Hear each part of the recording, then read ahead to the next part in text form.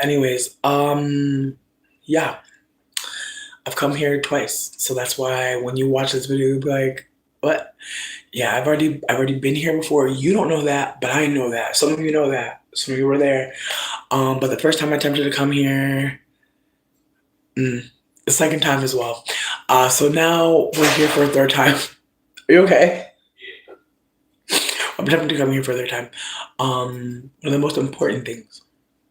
One of the most important things that I want to say is this is a live where I'm high as fucking shit. I am on mushrooms and weed, and not even just regular weed. I'm on psychedelic weed, mushrooms, and it's a cocktail. I'm having a fun time. Nothing bad is happening to me, but I just want to be candid for anybody that comes here. I'm on mushrooms, so I'm probably a little chatty, probably a little bit more, ooh, a little bit more. But yeah, so with that being said, I want to say before I begin, for anyone that ends up watching the replay and for anyone that's here, hello, two people. I had a random thought about a movie idea, and I didn't get to fully finish it, but just thinking about it and talking about it earlier with Dane, it was so fun to like think about how I could, create something like this. And I want to be super candid that like the idea of it being a horror movie kind of came out of nowhere. I like horror, but it's not my main genre. I'm more of a psychological thriller person. Like, give me a couple plot twists, make me like let me find out people are dead and ghosts. Like that's fine, but I'm not really here for the gore. I don't like to see no body parts. I'm so good. I really don't like to see too much gore. I feel like the kind of horror that I really appreciate is like there's a witch, there's a magical curse, there's a potion. Like I like stuff like that. I'm not really interested in people getting ate the fuck up. I'm not really interested in people getting beat the fuck up. Oh, thank you. I hope you have a good day too, Gwen. Thank you. But yeah, I'm not a big fan of horror that is gory, but I do like a horror that makes you think about what really is horror, like what is really scary. And I think some movies that I would say are my favorites when it comes to being afraid.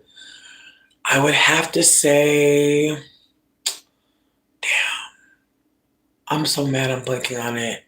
I'm so mad I'm blanking on it. Damn. Damn. I'm getting so mad because it's such a psychological thriller. Damn, you know what? That's fine. That's fine. I'll just say that like there was one that I'm blanking on that I'm really mad about, and maybe I'll be able to think about it another time. But it had I hate that I can't remember the artist's name. I have a fucking computer. Hold on. Damn. She's a white lady that got some lips. Damn.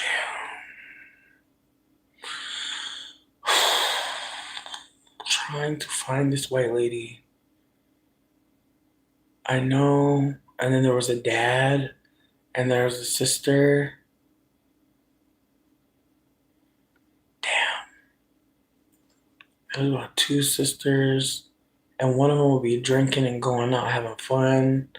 And she was in a mental institution, and the dad was fucking a bitch named and you thought there was something going on with the stepmother, but the whole time the girlie was like actually unwell mentally. Mildred Kemp. Yo, thank God for my brain. Thank God for my brain.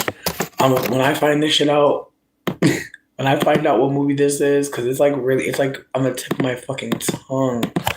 But yeah, Mildred Kemp. Who the fuck was that? The Uninvited.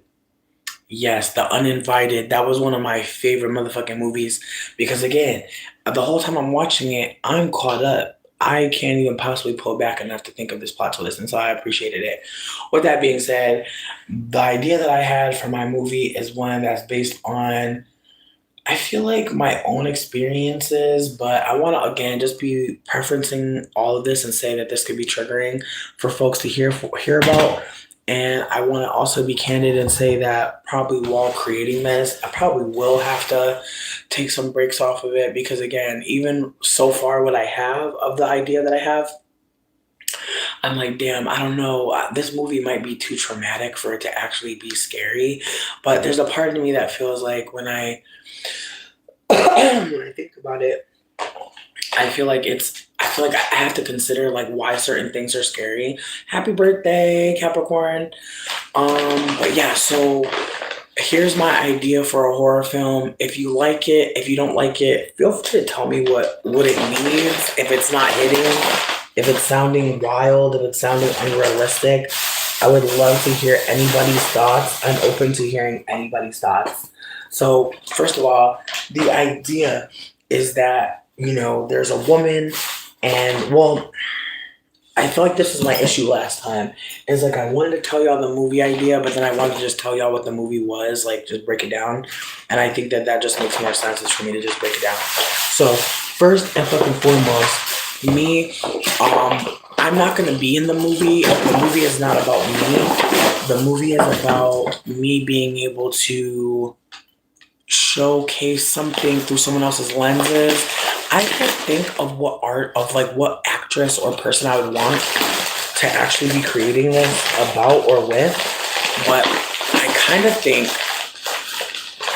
that I would want to use someone because I was thinking about this earlier. Like I was thinking I would want to use like an ambiguously racial person for this movie just to kind of like show that like this is not necessarily a struggle that is like that's nah, my bad. My bad. I'm trying to find some papers, babe. My bad. I got him. But yeah, so as I was saying though, the idea is that there's this woman who looks maybe like not as ambiguous as like a Rashida Jones, but someone who looked maybe like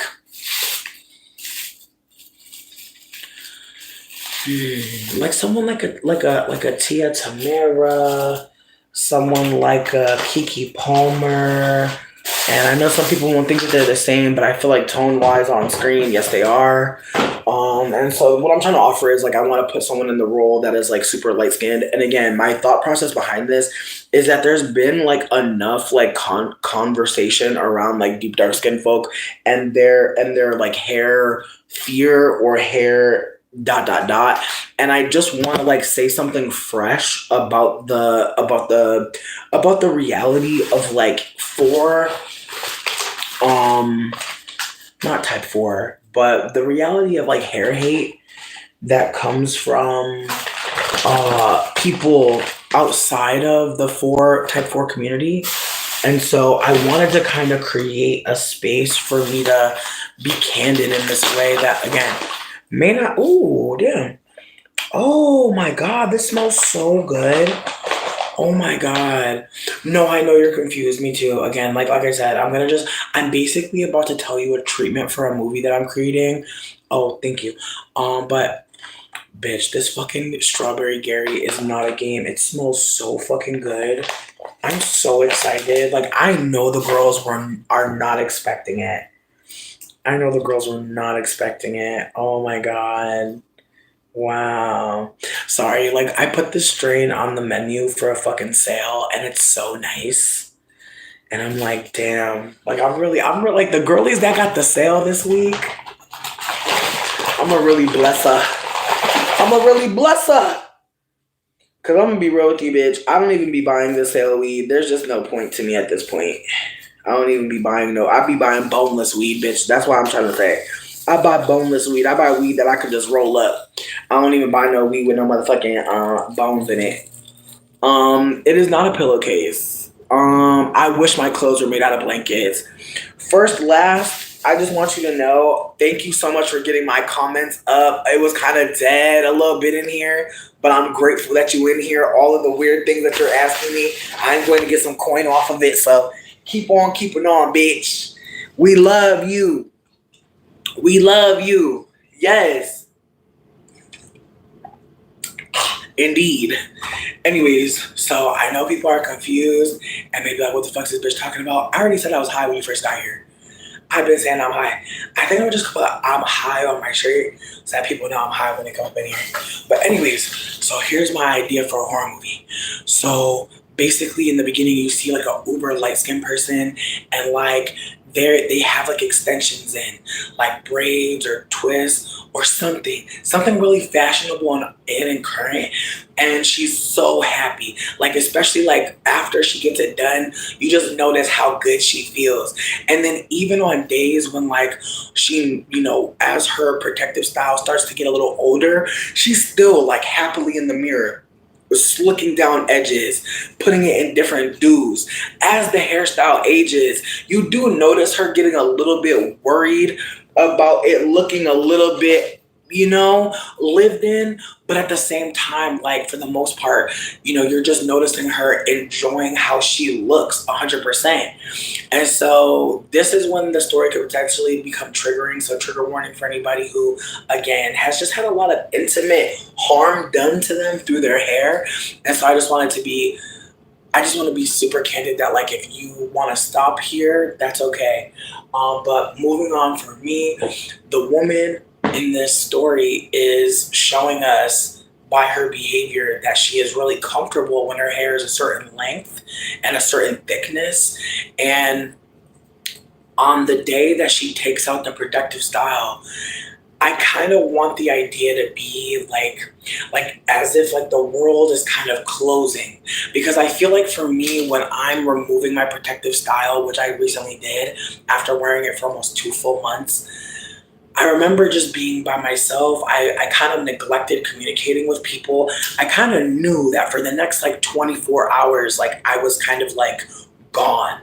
And so I want to kind of show this woman retreating in this way, like maybe on her calendar we see that it's like a day off finally, and like even though she's seemingly been living it up, having a great time, now she gets, she gets into her comfy clothes. You see her maybe smoke weed for the first time or do a drug for the first time. Maybe not. Maybe she'll be doing drugs throughout it, but I just want to show that there's a ritual when it comes to like taking off your protective hairstyle, and that like you're trying to like, care for your real hair, but you're also kind of like removing a layer of beauty in some respects. And again, I'm wanting to challenge the question around what is really beautiful, because if beauty means that I have to like, perform it, I have to show it to you, you have to see it, like, is that really something? Or am I merely creating something because you want me to do that, not because it's necessary or inherent? But again, there's a lot of things that I want people to think when they're watching this. And so moving on. So when she's taking out the protective style, there's almost this energy of like, I am getting myself ready to, go to labor. Like you see her like maybe getting some shows ready, queued up, maybe some YouTube channels, and just kind of like just the motions of like you're taking out your hair. Maybe at some point she's like half braided, half still protected, and like ordering food and like doing the whole dance of like putting like a wrap on her head so that nobody sees that she's doing all this labor. No one can really see all the work she's up to. And then the performance of like answering the door when you don't feel like you're 100%, and just like the anxiety and fear of like showing someone you when you're not feeling you. And then also like the after effects, like when you take that protective style out and you're noticing the shedding, you're noticing your hair may look a little weaker, not stronger. You're noticing that maybe the people that put the gel in your hair, they weren't using gel that was good for your texture, or worse, the gel actually needed a lot more time to be soaked off perhaps. And so there's this whole, oh no, I did it wrong. Oh no, I fucked up my hair. Like this internalizing of like what I did, like I paid for this service to look a certain way, and now I'm taking it out and like it's taking some of my hair with it. And so just the healing process that is like, after the protective style is out of your head and you're washing your hair, you're doing deep conditions, like you're really on like a whole mission to like restart like your own hair routine after getting this break while you have this protective style in. And again, I want to just show how this person has like a whole inner world while they're doing this. Like I was thinking about like how when I was younger I'd watch like Moesha and like the diary, like the Dear Diary over the intro. And so I was kind of thinking about how like when she's getting ready to take out her hair, she's getting excited because it is exciting when you know like it's time, especially when the hair is already starting to slide a bit. It kind of feels like, oh, it's so ready to come out. And so she's kind of just like excited to do this thing. But as she's doing it, the pain in her arms, her back, like the reality of pain when you're taking your hair out for hours. And I want it to be like a cutscene where it's like, yeah, she is watching her favorite show from childhood. She sure does have a blunt, sure does have a pizza or her favorite Korean takeout, but she's still doing a lot of labor to take this shit out of her head when just a few scenes before, she's quite happy with this. She quite loves the look, but it's like, damn, all of that and then this moment here. I'm not saying they should be compared. I'm just saying that like they are juxtaposed in a way. And so as she takes out the hair, as she's in a space where she's feeling completely like without her maybe mask, because that's what I think about my weave or wig as, a mask to get through. Even if it's not like straight or it's not a wig, like it's still kind of like a way for me to not have to address my hair. And I'm not saying that you should have to be constantly addressing your hair. I'm saying for me, I think one of the things that I'm remembering or realizing as a natural, that like I was one of those naturals who just put a wig on. And so I never really had to deal with my hair. And I think about how it was so easy for me to be natural because I was not really wearing my hair natural. Now that I'm like not allowing myself to hide my hair, it is a little bit harder. And so that's where the inspiration for this horror film came from, because I'm thinking about how like I'm trying to be more intentional with my hair and I'm trying to be gentle and loving towards myself. And the more nice I'm being with myself about my hair, the more I'm starting to see the wigs and weaves as evil. And again, I know this is going to sound hilarious to somebody, but it might sound triggering for someone else. And so I want to be super candid that, like, I do not hate wigs or weave. I think that they can be great. I think that we can have so much fun with either of them. I do think that there's something about seeing a beauty tool as evil. And I think about how, there's just so much information coming out scientifically about a lot of beauty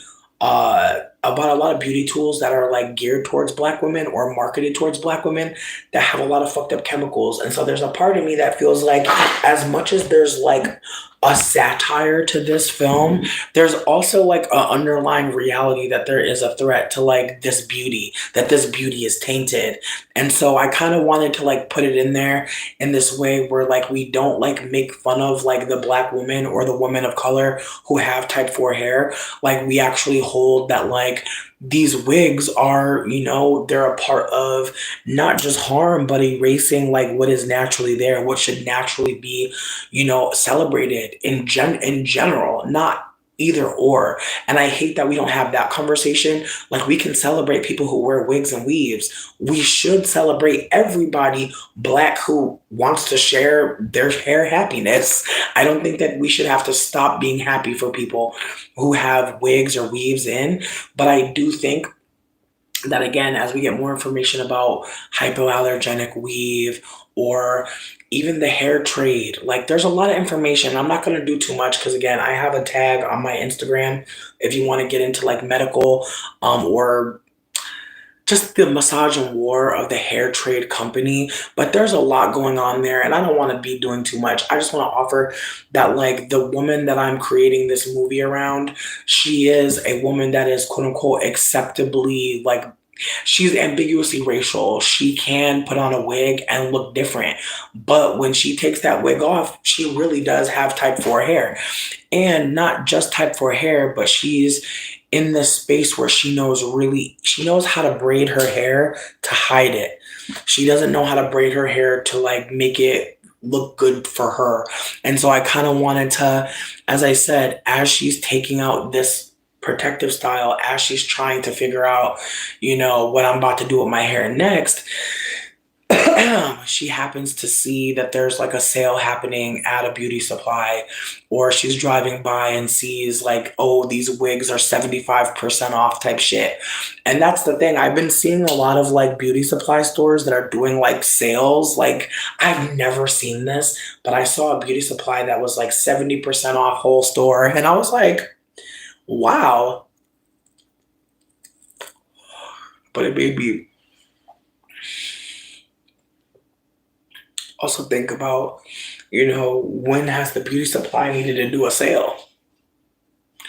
I ain't seen that in a while, so kudos, bitch. But these hoes certainly did have a 70% off sale. And so with that being said, like this woman is, and also I wanna like also hammer home that in between her doing this protective style and wearing wigs, that she's not doing anything with her hair, not as a means to shame her, but just to note that like she's not like really talking to her hair, being close with it in any way. It's like as soon as it comes out of the protective style, you see her like watching all these like hair routines as she like does, all this stuff to like, care for her hair, because she still loves her hair in the ways that she is allowed to love it, right? By washing it, feeding it really, really nice oils and fats. Like there's all this information on how to care for natural hair.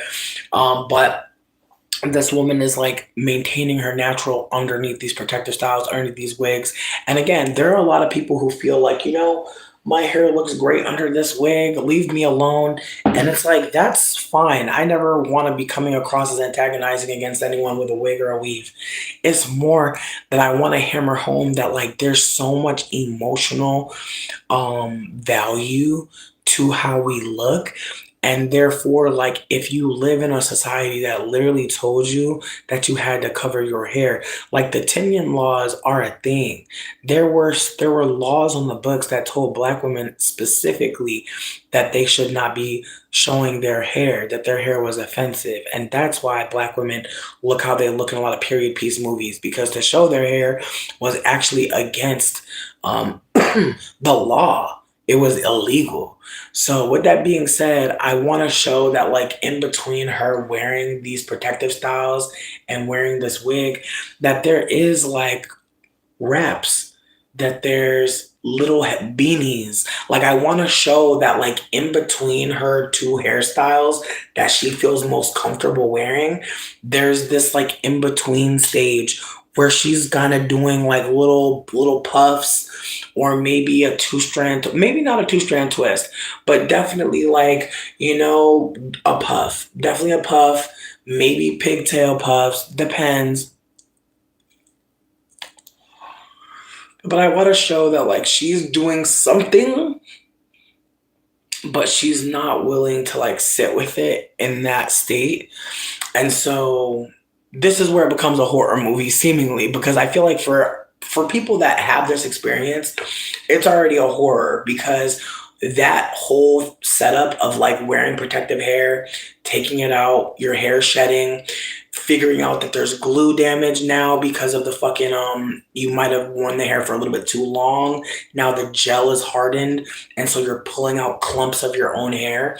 And again, I'm hoping to find someone with a fine 4C or a fine 4A or 4B, because I really want to show that like, a lot of times when we're talking about like nice natural hair, we're not necessarily not talking about the type 4 people, but we're absolutely talking about the type 4s with the density and like that aren't having thinning hair. And so I want to show a natural person with type 4 hair that's quite thin and also quite fine, because I want to show that like there are type 4 people out there that like don't feel like they're ever going to be represented, because when we do see type 4 hair finally, we're seeing it at its most like long, stretched, maybe even permed, maybe even straightened. Like whenever we finally see type 4 hair, it's always manipulated and it's always thick. It's rare that we see very thin for type 4 hair. Again, as well with thin type 4 hair, I want to just put a little something out there. So with that being said, the idea is that this woman is wearing like maybe she's wearing a bandana at this point, and it's kind of like when you do like the bandana, and it's kind of like this, only like the end is like a triangle, and so for the most part, her hair is covered. She has like a little puff or a ponytail, but the bandana is covering the whole thing. I also want her to like I want there to be a moment where she's kind of like fidgeting with her outfit because again, like just the ways that like you can feel quite boyish, even though you're not being masculine or there's no masculine thing happening. But like when your hair is wrapped, you may go for an earring, you may go for a lip gloss. I just want to show that when she's not in her state of comfort with her hair, she kind of has to elevate everything else because there's not a comfort without that hair. That hair is something. Now, again, as I'm going through this story, I want to hammer home that this person is ambiguously racial. And so I want to hold that, like, I know that, like, some people may desire to see a deep dark skinned person with super coily hair in this role. But my thought process is that I want to hold that there are so many things happening in this storyline that I don't want to make it seem like I would ever understand what it was like for someone to be deep dark skinned and be going through this hair situation. I'm trying to speak from a lens that I feel like I know more intimately. And so I don't know like what it looks like to be including a deep dark skinned person in this outside of like the finale. Like I have like some ideas for how the ending could actually be, but I really didn't want to focus too much on deep dark skinned folk in terms of like hair insecurity because I personally feel like there's so many deep dark skinned people who are making so much content about hair and how they're feeling about it. And I feel like that's just not where I need to be. I feel like I have seen a rise in lighter skinned people being very candid about not being privileged because of their type 4 hair. And so I do kind of want to make like a horror film for the girlies that may not ever see themselves in this setting, if that makes sense. Because again, I know for me, I'm telling a story from my lens, from my own perspective. And I know what it's like to feel like, man, when I get that wig, when I get them bundles, when I get that pack, when I get them packs. Because I used to be a track girl. I used to buy bundles. I definitely used to buy bundles. I wasn't buying the right bundles, but I was buying bundles nonetheless. And with that being said, like just the ways that you get so excited, like I want to show that so bad. Like I want to show her like going past the beauty supply and maybe trying to stretch it. Maybe not trying to go to the beauty supply just yet, but when she sees that there's a sale, she feels like I gotta go. And I'm gonna be real with you. I really want to find a beauty supply that will let me film because I'm really hoping I can talk to like maybe like a second generation American born person and just be like, hey, the vibe is do exactly what you would do if we weren't customers. Or even if we were, bitch. Like that's my direction for like the Asian beauty supply owner. I'm gonna be like, just do what you would do. Act like the camera's not here. Act like you have all the cameras and I don't. That's what I want from you. I want, if you feel like we're stealing, I want you to walk by, bitch. I want you to fucking tap into whatever the fuck you usually do. I don't want you to act no different because that's what I really want. I want that, like, again, I'm making a horror film for the girls that are like, just maybe sitting with all of this and not really being sure why this is feeling how it's feeling. But I really want there to be a moment where there's, an Asian beauty supply owner who's just like out the corner of his eye, always there. Like in every shot, he's kind of just out of reach, as if to say that like you are being surveilled. On top of that, I'm including the door of the beauty supply that has all the pictures of the black folk that are like posing with all the things that they're stealing because I kind of want to show that like this person like surveils black people and these black people are unfazed. They're not worried about him. They're going about their day. But I also wanted to tie into the reality of like being so excited to get your hair. Like I want her to kind of like look at these pictures of these black folks who have been caught stealing and just be like, I know that's right, I'm about to get my shit. Like, I really just want it to be a moment where she's like, anyways, these aren't bad people. These are people that wanted to feel like how I feel right now. Going into this place, buying what the fuck I want to buy, and being able to choose how I look out here, because again, the power of being able to choose how you look. And I wasn't thinking as deeply before when I got to the point where like she actually had the wig, but I was thinking about how like she gets this wig, she sees this wig, and she's so excited. She knows this wig is on sale. She's so fucking like elated. She's touching it. The man offers to let her try it on, and she says no. She says no. Like, and again, I don't know how many people here can relate to going to a beauty supply, seeing a wig on a mannequin, and like knowing that like they'll give you a deal if you buy it off the wig head. I'm not sure if other people were moving like that, but I was like, yeah, this wig done been touched by 35,000 people. I'm gonna buy it for you. 15% off, 10% off, I'll take it.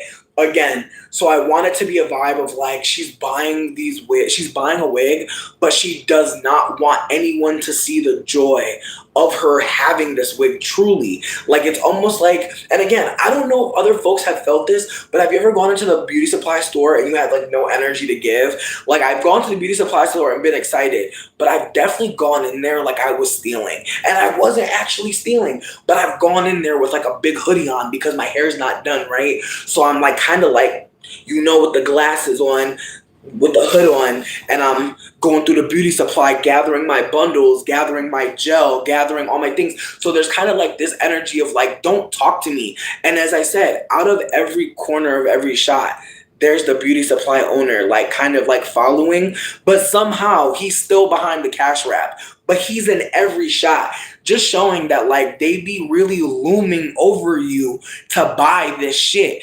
Even all the signs all around are like you're being recorded, but they're also saying like hot 6 oil, 3 for $1. You know what I mean? Like, just all these ads for hair stuff that's supposed to be for you, and just like the overt like Nubian queen, black brilliance. You know what I mean? I just wanted to show like how much like they have in these stores, and it's owned by these Asian folks moving quite nefariously. And again, this is background. She's the main character, and she's moving around like a thief in the night, and she's just trying to buy something again to feel more confident, to feel more assimilated, to feel more at peace, to feel like she's not done, to feel like she's not undone. And so she is going to the beauty supply. She went to the cash wrap. She found the wig. The man offers to let her try it on, and she says no. She says, I'll just take it. Like, she just knows it'll work. And again, just that whole, no, just give me the wig. And again, some of these wig caps be small as fuck. I've definitely found a wig cap that was too small, bitch, and it was a terrible, terrible time. So again, the way that she just knows it's gonna work, she don't really know, but she don't want to be perceived any longer in this state with her hair bandana, her hood on, and she's just trying to be left alone. So she gets to the cash wrap, she pays for everything, she goes home, and when she gets to the house, she's kind of just in this state of like, damn, like, you know, I'm about to go back into the wig, you know? And like, she's excited about it, but there's still like this kind of somberness. Like, yeah, you know, it's time to like braid our hair down. It's time to, you know, really get, you know, because again, she just came off wearing protective hairstyle. So now she's going into a wig. Again, if you haven't ever gone from protective to wig, it's kind of a lot, because again, like, yeah, your hair just came out of something, but the wig is going to, in ways, protect it, but in other ways, not allow it to get the care that it needs every day.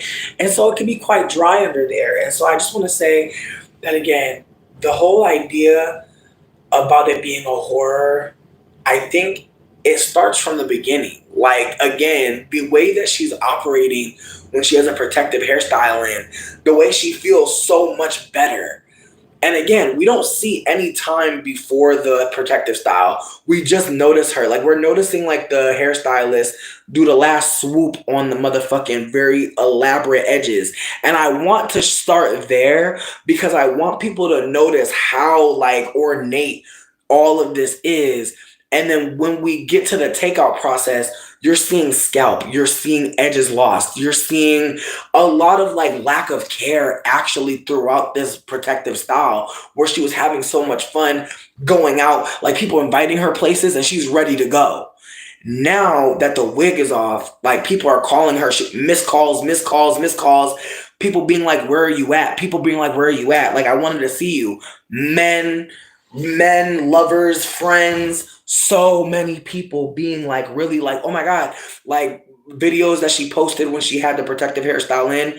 People being like, "I want this hairstyle. Like, what pack hair did you use?"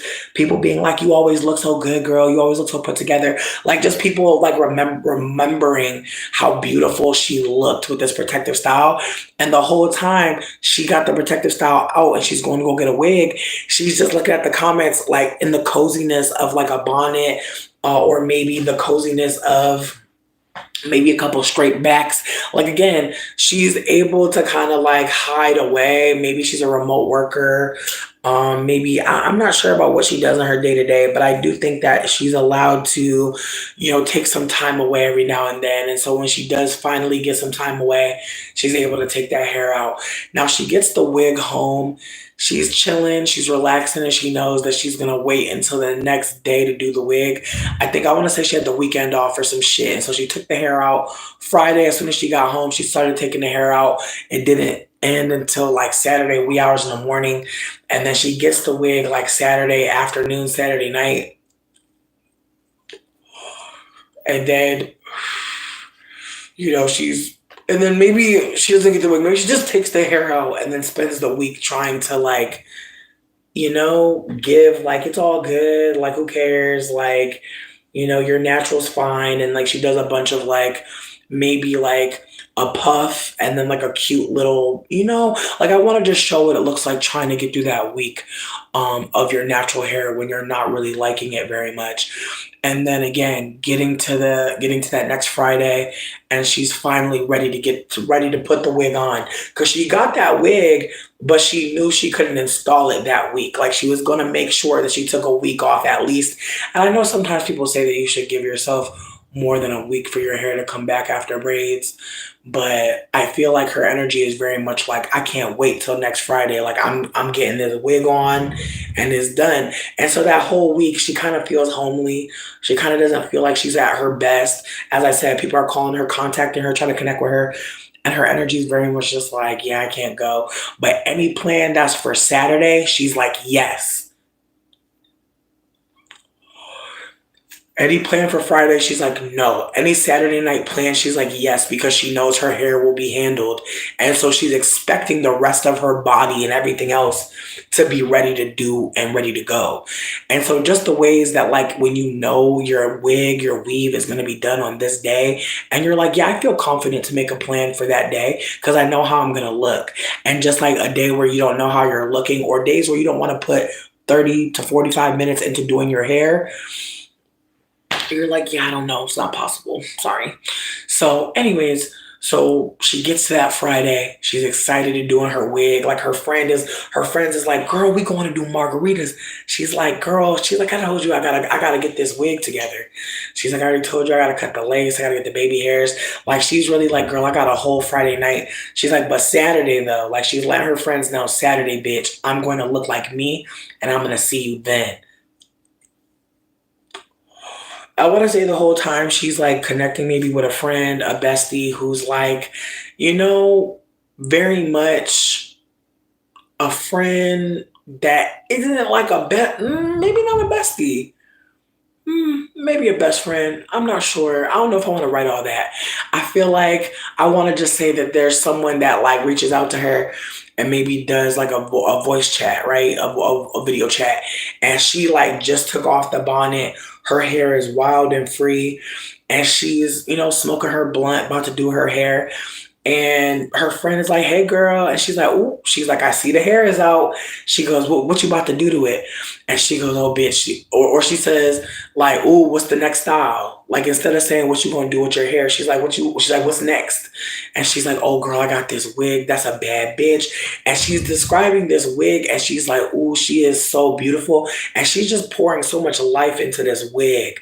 And I want it to be a vibe where like she's talking about how she's gonna do this and that with this wig. And I don't know if I should add this, but I just thought of it. Like her saying like, "Ooh, this wig about to eat," or "Oh, this wig about to slay." Like I can't. There's a tiny part of me that wants to just add that in, but I could be making this up. I made all of this up, but basically, I want her to be hyping this wig so hard, and so at some point, she's getting ready to like cut the lace for this wig, and as she's cutting the lace, she's holding this wig and she's getting so excited. Actually, she's not holding it. I want to say she goes to take the wig out the pack and it bites her. But she doesn't realize that's what's happening. She thinks it's the lace scratching her. Because if you've ever bought a lace wig that was affordable, affordable lace wig. The lace is so hard, bitch. That shit will scratch your ass.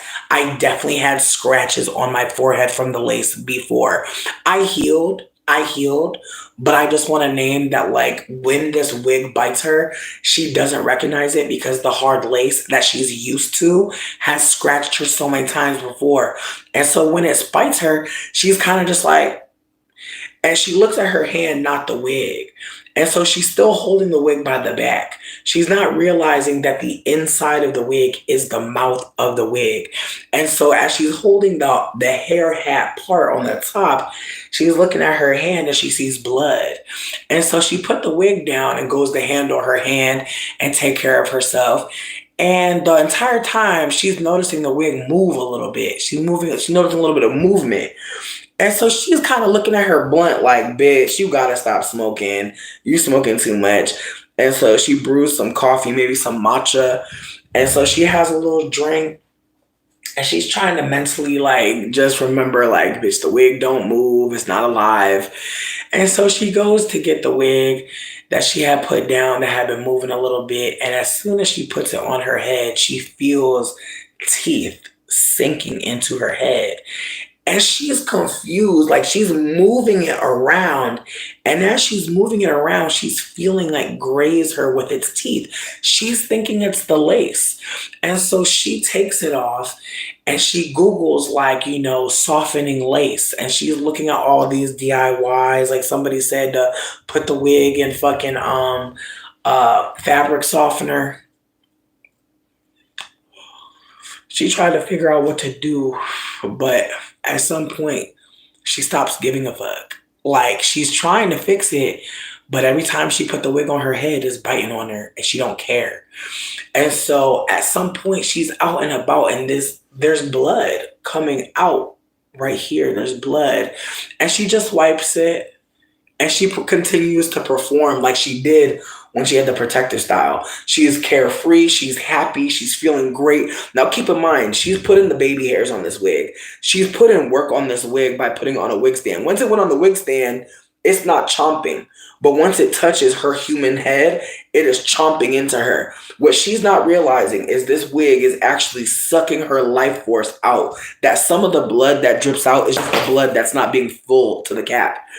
Every time she takes off this wig, it gets heavier and heavier and heavier until the wig at some point starts to be able to speak. And I don't know what the wig is all about to say, but there's a part of me that feels like I want the wig to ask questions that we already ask ourselves as people that wear wigs, to kind of personify our thoughts in this way that makes them seem as negative and evil as they truly are. And so this wig starts to ask you, do you think they would like you if I wasn't here? And at first, she's kind of like, what the fuck? Like looking around, like trying to understand where these questions are coming from. And the wig is saying it such an ugly way. Like the wig is being very harsh. And she's minutely aware that just like the blood and the heavy feeling and all the shit that comes with putting this wig on her head, it could be the wig. But she's unwilling to take it off because, first of all, even though it was 70% off, the wigs are still quite expensive. So even at 70% off, how much do these wigs really be, right? And so she spent some money on it, and so she really don't want to take it off. And so at some point, like I said, the wig is talking to her and telling her things that she doesn't want to think about, things that she doesn't really want to consider. Like at one point, she gets hired for a job very quickly, and the wig is like, "Do you think if you take me off, like, because at some point she's trying to take the wig off, and the wig won't move, and she's like, you really think you're gonna get to keep this life?" And the wig is being patronizing in this way, and she's quite tired of wearing it. She's actually getting so drained that all she wants is to be with her natural hair, is to be able to do a wash day, is to be able to touch it and have those ritual moments. But the wig will not let go. And so at some point, the wig starts to tell her like her fate, like what's going to happen next, how the wig is going to actually like attach like to her brainstem or some shit and start to control her and gonna live the life that it truly wants to live because the wig is alive, because the wig has always been alive. She was like, when you said that I was gonna slay, you said I was gonna eat, you said I was gonna be everything, when you said you were gonna reach new heights, she's like, I heard everything. She goes, and it's true. She's like, I'm gonna do everything. And so this wig is running everything. The wig is absolutely doing as much as it can. And again, this woman's ideas and dreams and all the fun she was having with her friends, that wig don't care about that. So her phone ringing, buzzing, don't nobody know where she's at. This wig is living its best life. This wig is doing exactly what it wants to do every step of the way. The wig is controlling her, making her, buy flights and trips and go to different countries. The wig is living a fulfilled life. And people are treating her kind, true. Like people are being very nice to her.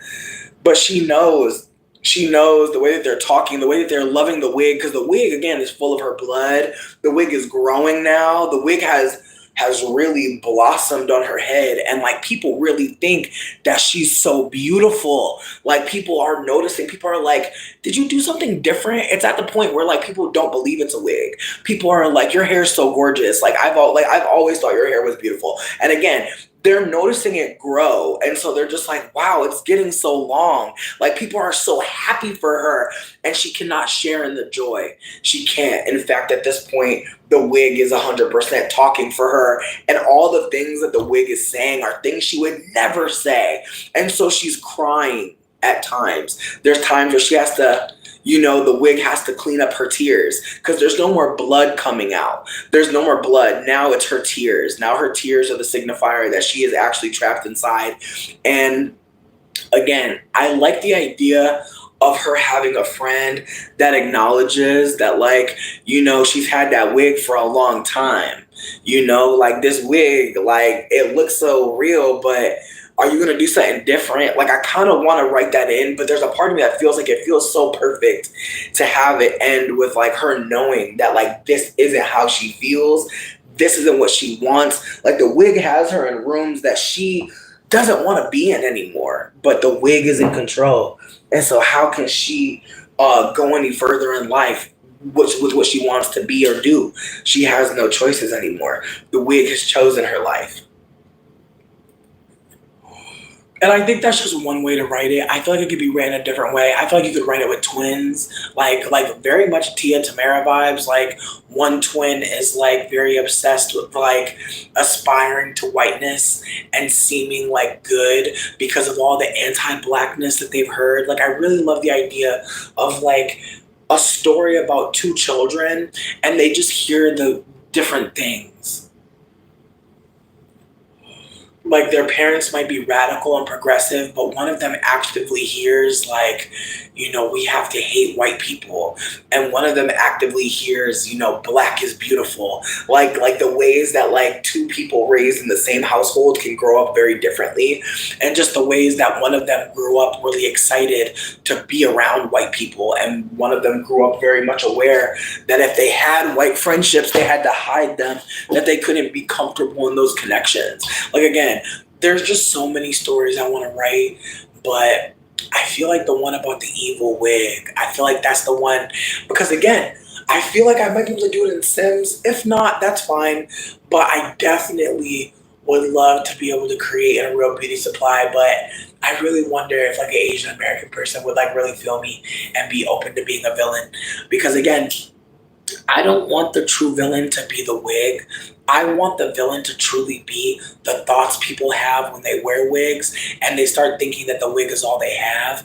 I want the villain to be the Asian American people who sit up in these fucking boxes of of of fucking hell that they're peddling to predominantly black people. I definitely want the villain to be seen as like the people who gatekeep all of these products that are seemingly bringing black folks some temporary joy, and like the ways that they prey, the ways that they're thinking you're a thief, but they also know that they want your money, and the dance of like, I hate you, but I need your money, and like just again the ways that like there's no customer service, there's no like, hey, like I remember I went to a store recently and someone said hello to me very soon, very quickly, and like it was like, oh wow, like because a lot of times like I go into places people don't acknowledge me, and so just the ways that like when you go to the beauty supply, like you're about to spend a little grip. You know what I mean? It's very rare that you go to the beauty supply, you don't spend nothing. Like it's very rare you're there for one little thing. So again, just the ways that you go in there and you're big money, but they're treating you like you're probably stealing. And then the ways that like, you get the thing you want and you kind of just like run out of there because again, the whole point of the wig, or not the whole point, but like the wig equals labor. Like the wig isn't done. Like, yeah, you bought that wig for however many dollars, but now you've got to go invest some labor into making it presentable. And just the art of that, like the ways that I want to like play with that. Like I want to put on like some fucking like, I don't know. I want to put on some music that like reminds people that like labor is about to be done. Like she's not there yet.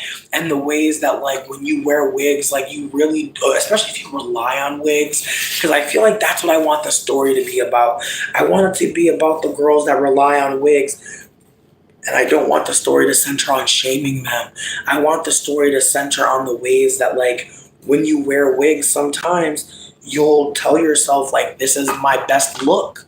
You'll really tell yourself that your best look is not your look.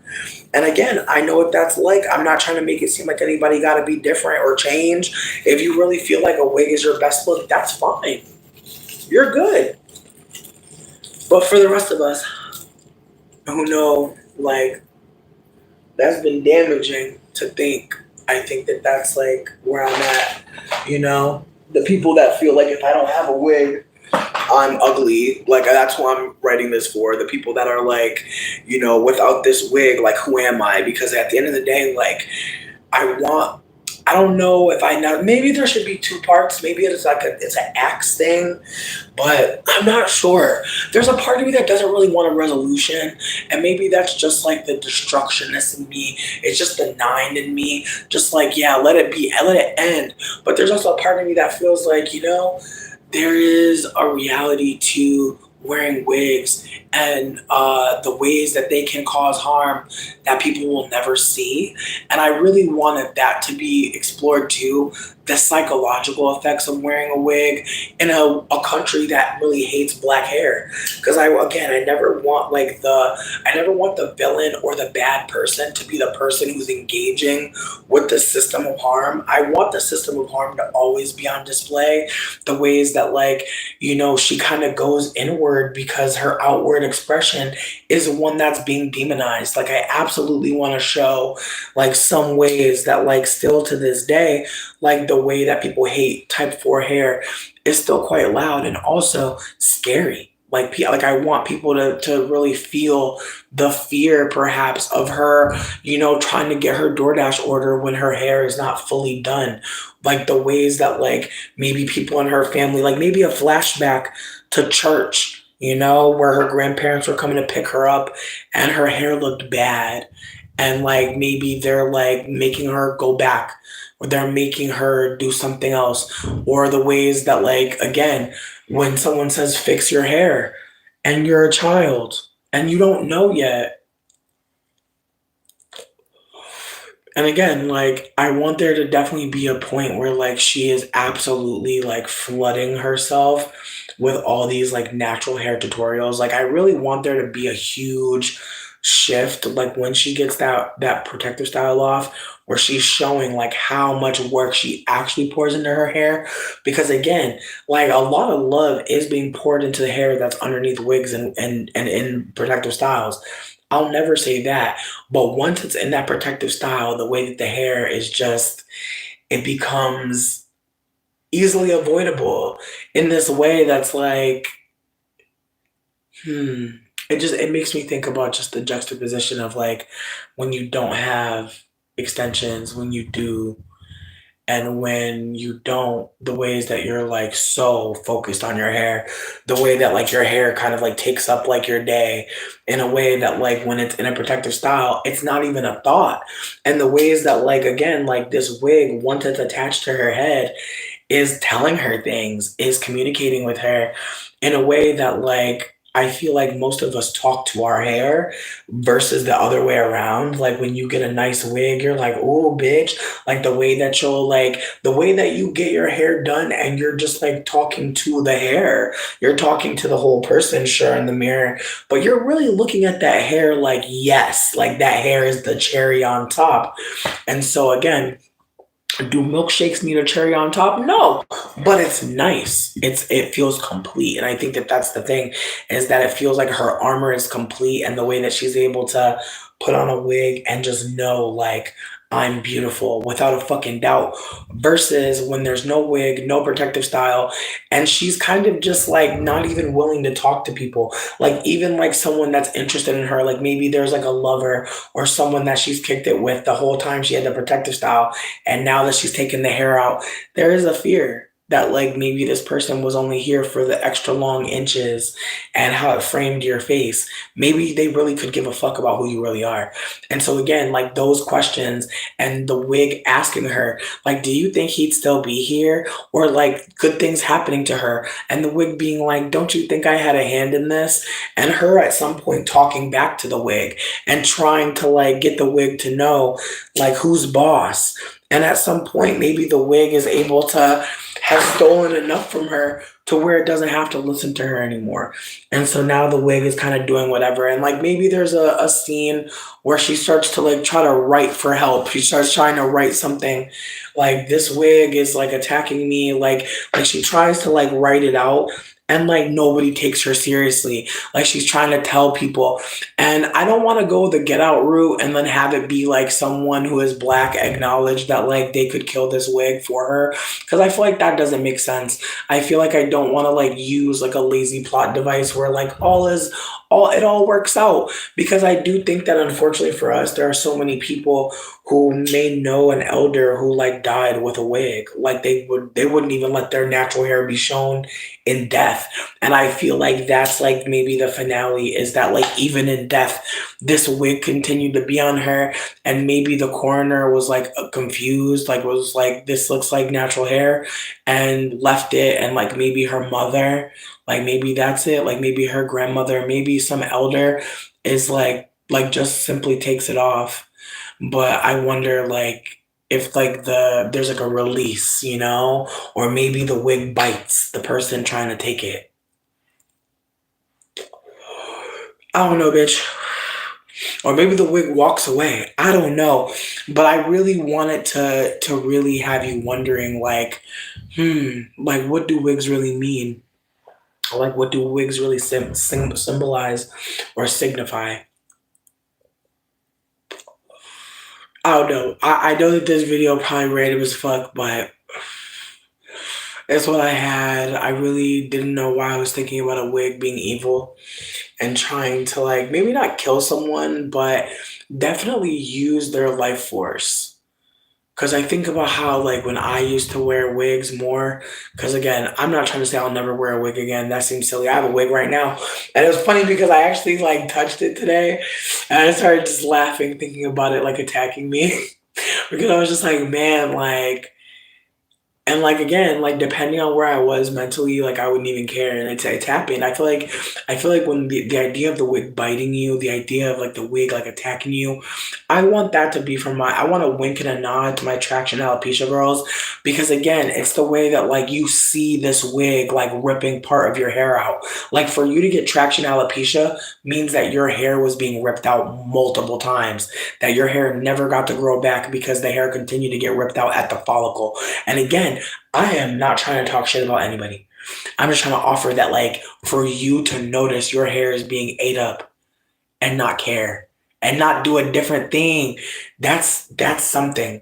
Like the way the girlies have like the cap and the glue now, that is so helpful for the traction alopecia girlies. But again, trying to get close to your hairline will absolutely have you with glue near your hairline, and that could be dangerous. So again, I just want to say for all the girlies that be gluing, that be braiding the hair or even sewing it in, I feel like, try to, maintain your hair as much as possible under the wig. But also, who am I, bitch? Because I definitely have traction alopecia because I didn't care because the wig was hurting me. The wig was ripping at my hair. I didn't care. And I want that to be part of the horror, that like at some point she doesn't care. Like she knows that the wig is hurting her, but it doesn't matter. And it really truly doesn't matter until the wig starts to, tell her. Like I feel like that's when she really is like, fuck this wig. When it starts to heckle her is when she actually is like, I don't need you. And the wig is like, well, I need you now. Like I need you so bad now. Like you've actually given me so much of your life and so much of your blood, so much of your energy. I actually need you now. Now I can't let you go. And so just the horror of like your wig is trapping you. And more importantly, this wig is able to like be sentient and can speak. I do like the idea of the wig turning into a person in the end. Ooh, bitch. Ooh. That might be too meta. That might be too meta. Like the idea of like the wig. Bitch. No, that might be too much. That might be too much. I'm not trying to get dragged like Chris Rock, bitch. Because I'm just thinking about like when people be buying the bundles, how like again, if you never watched Good Hair, I'm not telling you to watch it, but there was a moment where they was trying to show that a lot of like bundles and like hair that's like bought from certain vendors, the women who are donating this hair are not donating it. They're giving it as like holy like pilgrimage or some shit. Like they're literally offering their hair as an offering. And so it's seemingly like maybe a play on like the idea that like this hair was stolen. It's stolen hair already. And then someone uses it to maybe, again, to assimilate in a way and capitalize on, the privilege of this hair. But at some point this hair wants to go home. Like this hair is maybe stolen in a way that it's like, no, like I actually need to go back.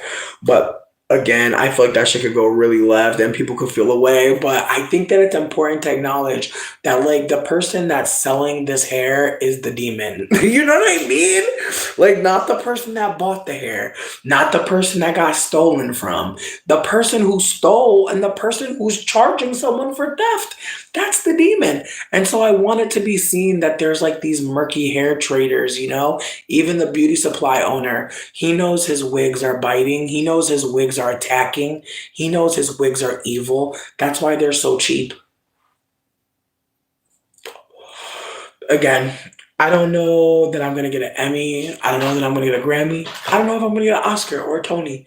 But I do know that this thought made me really think about like what horror is to me and what would really scare the shit out of me. And like what scares me is the beauty supply, because I always feel like I'm under surveillance when I'm just trying to buy some shit. Like I'm trying to buy some shit from you, homie. I'm trying to buy some shit that you don't even know about. Like that's the thing that's even funnier is like he couldn't tell me one style to do. He couldn't tell me. He couldn't recommend one product to me. Like it's so fascinating how Asian people are in charge of these beauty supply stores when it's like, sweetie, what expertise do you have here? And it's just so beautiful to like notice them just being so, when it's like you should feel ashamed slightly.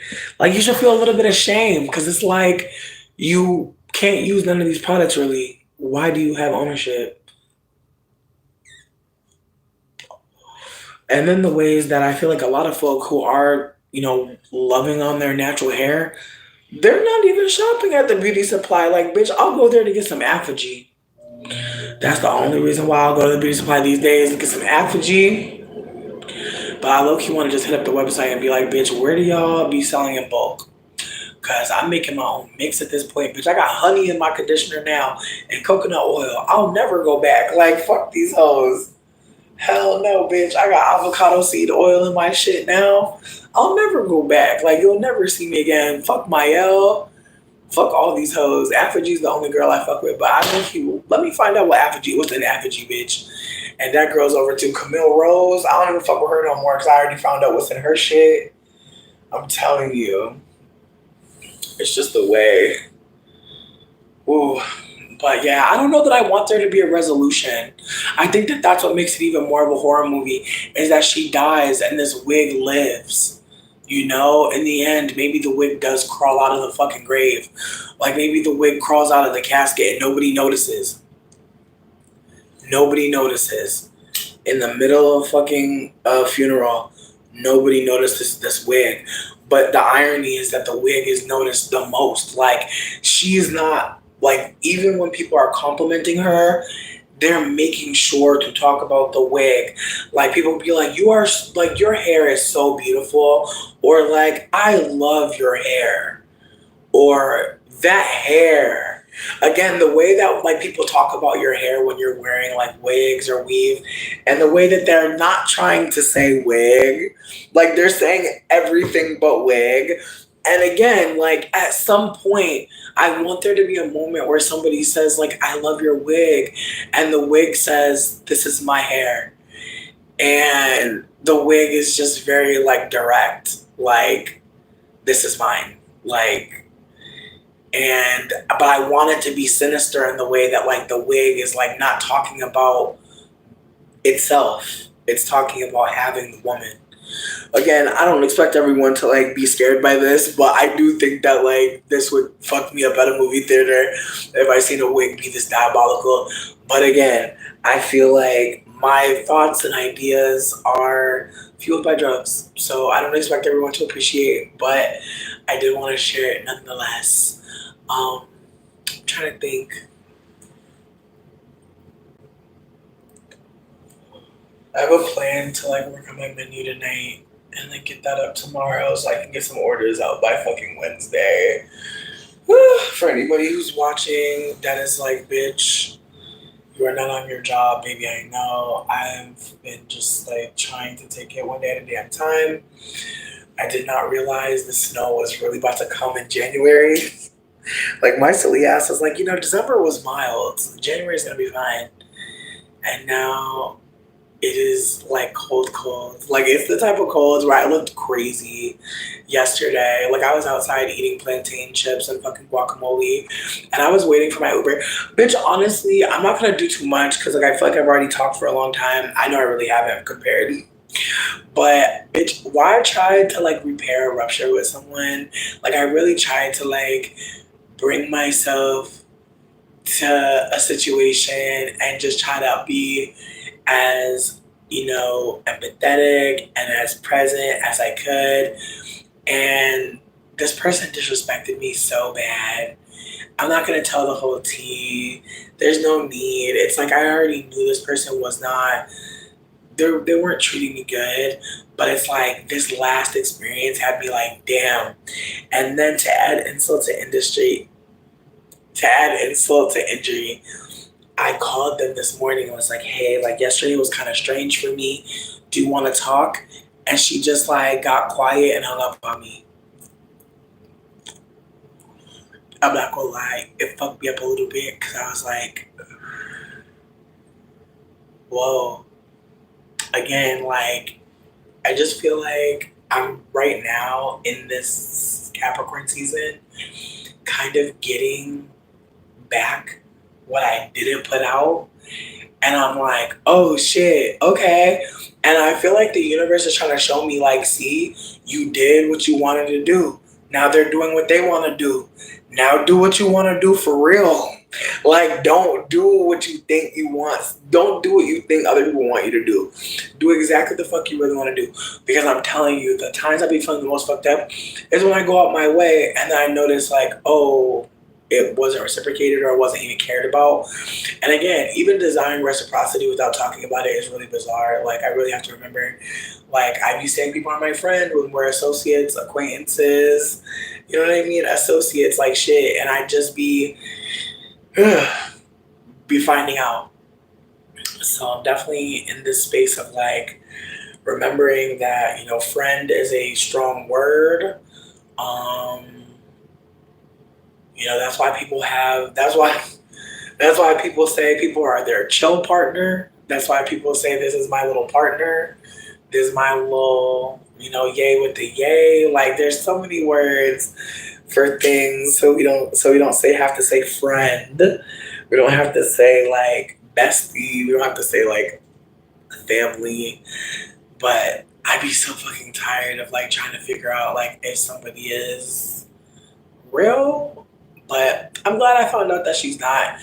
I'm sad only because of all the like business on a Capricorn tip. I'm sad about the residuals because we could have had a good time, but I still think that the universe really dead ass showed me like she do not give one fuck about my ass, and it's like I already knew, but I just wanted to see it. And again, my feelings are not hurt. I'm just laughing because even Dane was like, "Are you sure?" Like he was really like he was so like he knew, but I was being idealistic, and I wanted to like you know I really wanted to. It's okay. It's okay. I'm grateful. I'm trying to look at the wood because I took mushroom earlier, and that's one way to know if your trip is tripping, especially if you have like wood floors.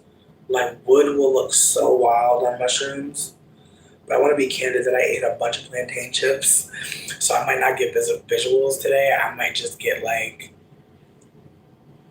and I don't know. I still feel pretty good. I think I'm gonna play Sims. I downloaded a bunch of Sim skin. Honestly, I need to get a new fucking phone holder. I'm just really excited for y'all to see like my evolution into like being a cozy gamer. I'm like really hype about it because I feel like right now you see me, I'm sitting on the floor, titties looking like baked sweet potatoes, and I'm just you know I'm just relaxing. But just wait, bitch. This time next year, ho. I can't wait, bitch. I'm about to get me a grass wall. I'm playing, but I'm probably gonna get me like a rose wall or some shit because them shits do look cute. But low key, bitch, you know what? I'm not even gonna say too much. I'm not gonna say too much. I'm gonna just be excited for myself. But yeah, no, this movie script. I need to write this shit.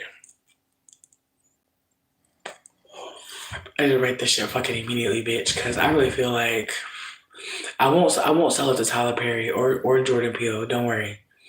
I would never. I would never, because I feel like I could see it going very left. Mm-mm-mm. I don't even know who I could call for this bitch.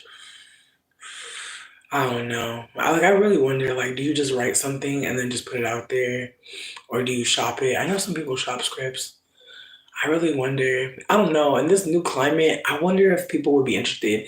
But there's a part of me that wonders, like, whoever, like, that's the other reason why I have to be productive because it's like I don't want anyone to develop it and turn and change the script because that's my fear. If someone changes the script and makes it like really goofy and makes it seem like the wig, you know, is not the bad guy. You know what I mean? Like, I don't want them to make it seem like this person's mindset is off. Like, I don't want that.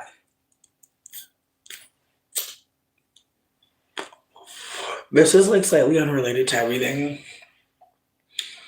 I recently watched A Fall from Grace again by Tyler Perry because it's trending again. And that movie was so fucking strange for so many reasons, but I feel like the reason that like hits me the most is that there is a I don't know, man. It's weird. It's like there's a part of me that wishes that men were open more to collaboration. Like at this point, there's just so many men that are like, I want to be a feminist. And it's like, why are there no women like around you being supported by you? Like I always found that so fascinating. Like what? Like not one woman being uplifted, not one woman being shared space with.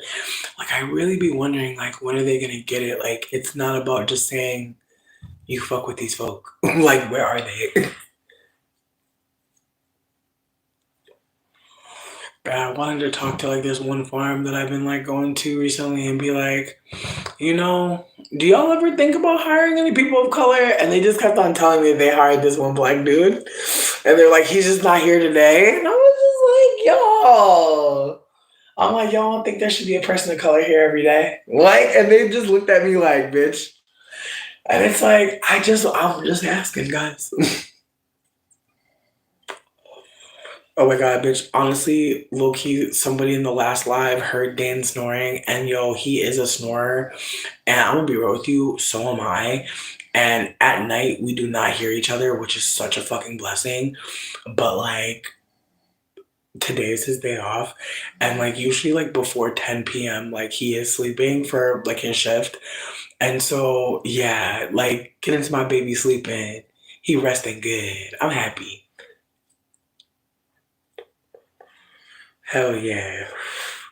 The mushrooms got his ass right. I knew his ass was going to sleep. I made him a little, like I took some coconut milk and some white chocolate peppermint candies and I cooked it down with some vanilla and some allspice. And I put that shit in his cup. Oh, bitch. He drank that shit right up, smoked a little bit. I gave him a hug and now he is snoring. I'm so happy to hear that. He was definitely awake an hour ago and he is in deep sleep right now. So happy. We had kind of a chaotic day, bitch. It was snowing bad. The car was not carring. The car was like, bitch, these roads, sweetie, is the kind of roads where you need to low key a chain on the tire in some spots because the plow truck was not plow trucking. Like main roads were clear, side streets were not. And that's the thing about Michigan is like the main roads be so congested. So you do a lot of sliding around the side street. Them shit was not clear.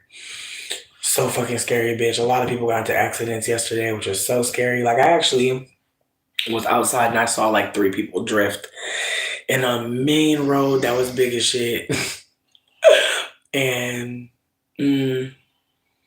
yeah, when I drove in the south, that was enough for me. I'm good. I was not meant for this age, y'all. I mean that so sincerely. I was not meant for this time because I was never supposed to be in a car driving it ever. Mm-mm-mm. Hell no, that shit is terrifying, bitch. And then also like just trying to park it. Oh my god, terrifying. I would not have made it out here driving. I would have been hit mad times already, bitch. It's just the way that like I see Dane drive and I'd be like, I wouldn't have did that. I would have definitely been too scared to do that. Like there's just so much fear I have. Whew. Like I used to dead ass, like I used to drive to like meet up with hoes and be like, can you drive? Like I'd be like, I got to your house. That was scary enough. Like you gotta drive the rest of the way, bitch, cause yeah. Mm-hmm. Yup, cause fuck that. Scaredy ass bitch. Scaredy ass driving ass hoe. But I feel like I say that shit every winter. I feel like by the summertime I'd be like, bitch, I wanna drive. I want a Jeep. I really do want a Jeep bad as fuck. I just feel like they look so fucking good. Like and also they just sit so high up. Yeah. And I also like the idea of being able to like drive and off road, go in the mountains, you feel me? I don't know. I'm really hoping that Dane like find a better job soon. Cause he hate this fucking job so bad. And I really feel like if he had a better schedule, he would be so much happier. But this job just don't you hate that when your bookie got a job that they hate? Like that shit is so tragic. Like I'd be like really like keep your head up, but they really don't like it. They really don't want to be doing it no more. Really hope that they find some way to think of something else that they want to do. But I know they just want to do creative stuff, which is great, which is something I'm encouraging them to do. But I still keep getting this vibe like, you know, they're scared to like, go too much towards their dreams. I think they're scared of, not, I don't know. I just feel like they're such a creative block and it makes me sad for them. Cause like, who knows, who knows what they'd create if they felt more free. I never really dated a creative person. Like everyone I dated pretty much like their creativity was marketable. And I think like when you create music, it's like it can be marketable, but it's very much like elusive and not a guarantee. Like no matter how much talent you have, it's not guaranteed. So I think about how like I don't know that that's what he really wants, but I know that he wants to go on tour. I know that he wants to be making money from music, and that's where his joy is. So I don't know. I really hope that he follows his dreams. There's also a part of me that's like, I would not hate being on tour with my boyfriend. That sounds fun as hell. Honestly, bitch, I'll be doing a merch table or something. But I feel like my phone about to dead ass die. I don't know if it's all gonna get uploaded if I don't upload now. So I'll see y'all later. Hope you have a cute night. Thanks for hanging out with me.